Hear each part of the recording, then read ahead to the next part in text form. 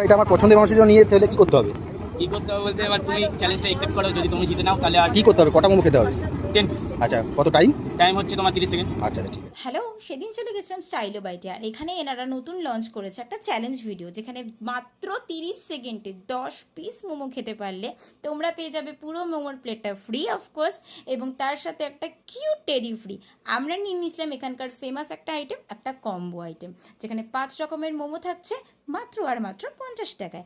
আমার মোমোটা কিন্তু ভীষণ ভালো লেগেছিল ওকে। আর মোমোটা 50 টাকা হলে কি হবে, খুব জুসি আর ভেতরে স্টাফিং। আমাদের এই আউটলেটটা খুলে কখন, টাইমিং?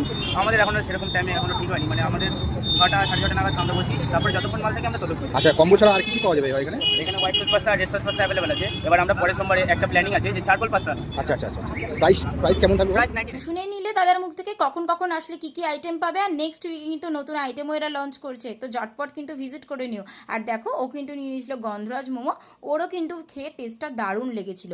তোমরা যদি কেউ আসতে চাও, কাঁচরাপাড়া বাগমোড় হয়ে এসে কল্যাণীর দিকে ঢুকতেই কিন্তু এই লেলন রেস্টুরেন্ট পড়বে, তার ঠিক অপোজিট।